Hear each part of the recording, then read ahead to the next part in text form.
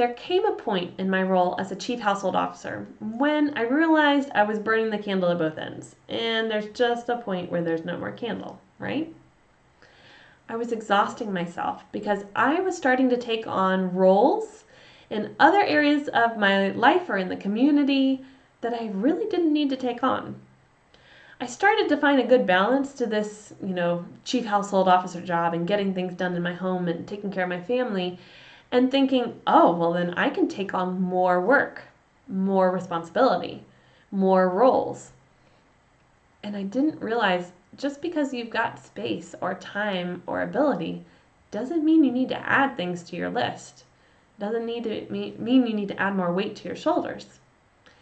So I hit a breaking point where I had overcommitted myself to different organizations and my own work and my family, and so I stopped and I said, no more. I want to sit down and write down what are the top 3 roles in my life I want to be great at. Now, I am a bit of a type A personality type, so I love to give 100%, if not more, to all of the roles I commit to. And I love to help people, so it's easy to say yes, and that's a problem I have. I'm working on it. But I sat down and I said, what are the top 3 roles that matter to me? And I identified being a mom, being a wife, and being a counselor.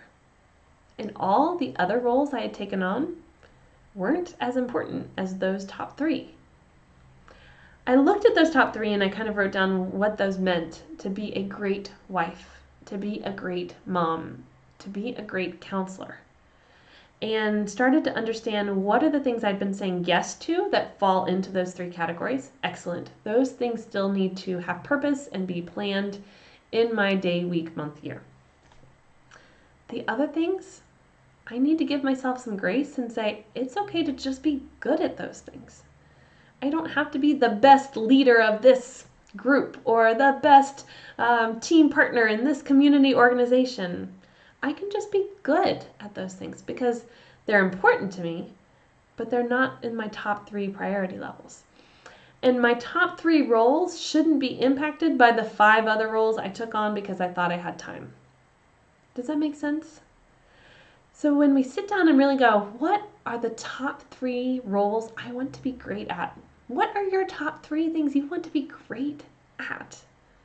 And then start to go, what are the other things that I've said yes to or taken on in responsibility that I need to take a step back and say, I'm okay just being good at this.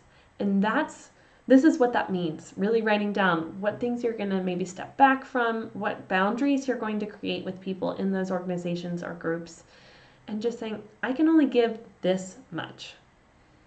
Then you start to see, I don't have to burn the candle at both ends. I actually can just enjoy the candle as it is and go, do I feel like lighting it or not? Do I feel like stressing myself out or not? I'm going to work on being great at the 3 things at the end of the day, at the end of my life, that I want to be remembered for, that actually have a lot of purpose and meaning. And those other roles and responsibilities and jobs that seem really cool or exciting or interesting or, are the yeses that I've taken on that don't have to be yeses right now because this is for a season, this enjoyment of my kids. I'm just going to be good at those. And I'm okay with that. And to be honest, it took me several weeks in kind of hashing this out to go, it's okay to just be good at those other things. But I want to be a great mom. I want to be a great wife. And I want to be a great counselor. And so I plan my week to be those things. Not to be great at 10 other jobs. I want to be great in those 3 things. And it actually helps me be even better as a CHO because I prioritize correctly. So, what are your top 3 things that you want to be great at? What are the roles you're going to start putting some emphasis and purpose into?